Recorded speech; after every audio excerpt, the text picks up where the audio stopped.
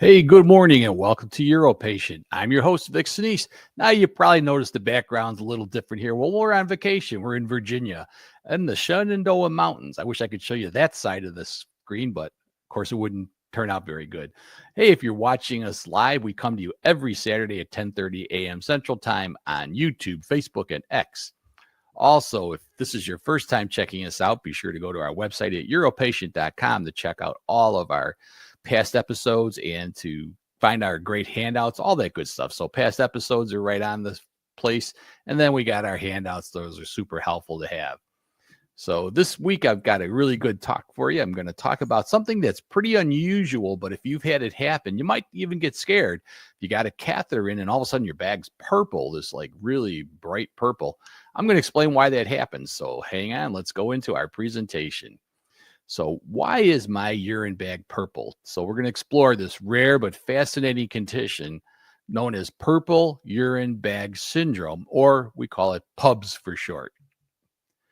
So Purple Urine Bag Syndrome is a rare and visually striking condition that causes your urine collection bag and tubing to turn purple. Interestingly, it's not the urine that turns purple. So while it can look alarming, it's usually benign and more of a marker for a urinary tract infection or bacterial colonization rather than a dangerous condition on its own. Now, you might say, well, bacterial infection can't be good, except anybody with a catheter within a week is going to get some bacterial infection in their bladder. Fortunately, the bladder tends to tolerate these infections pretty well because the urine's always moving out of the bladder and into that bag. But why does it turn purple? Well, PUBS, or Purple Urine Bag Syndrome, occurs when certain bacteria in the urine break down tryptophan. Yep, that good old stuff that makes you feel good after a turkey dinner, nice and sleepy, is tryptophan. It's an amino acid that's found in food. This breakdown produces chemicals called indigo, which is blue, and indirubin, which is red. When these two pigments mix in the urine bag, the urine bag, they create that purple color. So red and blue make purple. Now, here's some of the foods that are high in tryptophan that you might want to avoid if this is happening to you. So as I said, the turkey, of course, that's the one that's we think about that sleepiness afterwards. But chicken, eggs, cheese, milk, yogurt, beef and lamb, fish, and pork, all those things also can do that. Now, maybe you say, well, those are all meats. What if I'm not eating those meats? If I'm a plant-based person? Well, a lot of these plant-based things like tofu and soy, pumpkin seeds, sesame seeds, sunflower seeds, most of the seeds, nuts, especially the almonds, cashews, walnuts, peanuts, my favorites, legumes, quinoa, oats, and dark leafy greens, even in small amounts. Now, here's one that's really going to kill some people. Dark chocolate. Yes, delicious, but it does have tryptophan in it. Bananas also contain some serotonin precursors to tryptophan, and whole grains are known to cause that. So these are some other foods that you need to kind of consider if you see this happen. So here's what PUBS looks like. As you can see, the bag and tubing are turning this vivid purple. And I mean, it's, as you can see, as dramatic as it looks in this picture, it's that vivid color. So why does this happen? Well, bacteria are involved. The bacteria that produce the enzymes responsible for PUBS are typically ones that we see with urinary tract infections. So sometimes you'd say, well, why don't we just get rid of the infections? You can't do that, folks. When you have a catheter inside, you're wearing a catheter, it's going to get infected. There's no way to prevent it. You've got an open source to allow bacteria to migrate up into the bladder. You want to get rid of the infection? Get rid of the catheter. Now, we also know that pH has some play into this whole thing. Normal urine pH, and that's how acidy or non-acidy your urine is. So normally it's between around 4.5 and 8.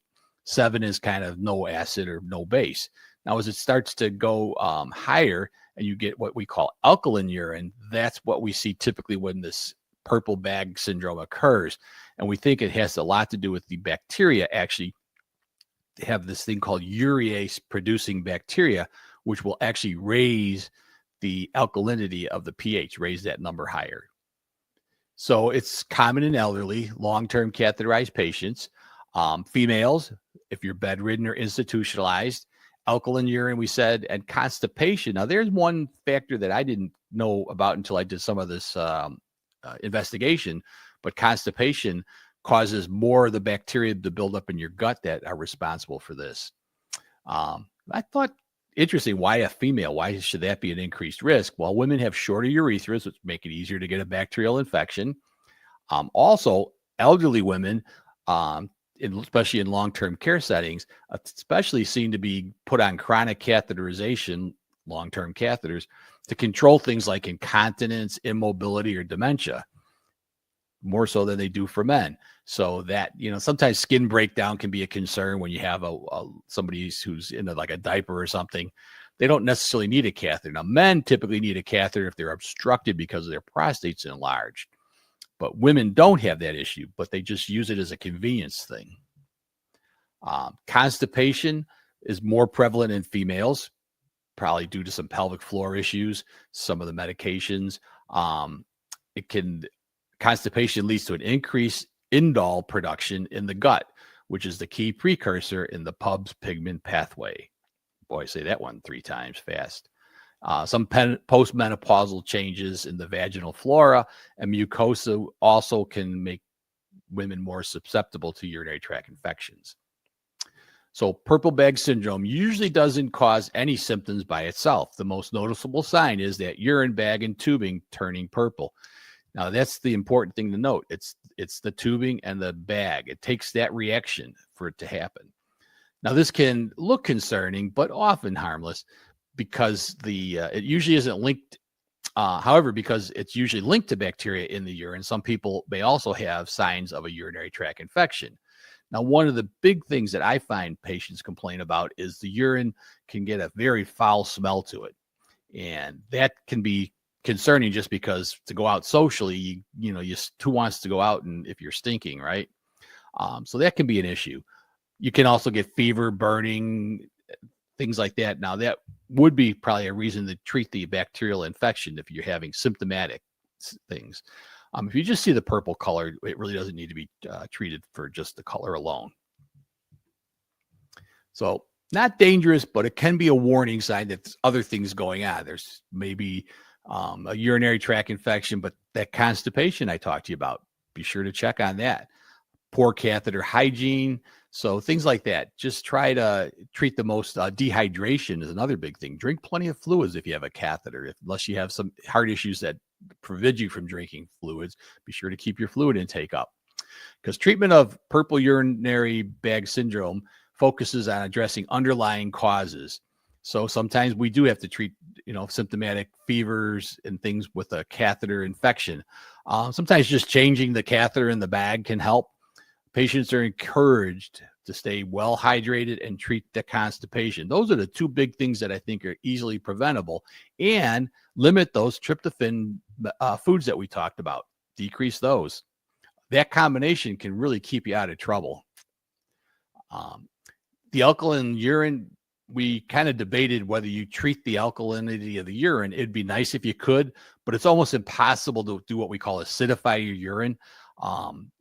It really doesn't. You're fighting an uphill battle. It's kind of a symptom of purple bag syndrome because the pH is going to go up. You're going to get alkaline urine, but it's hard to make it go back down and become more normal or acidic.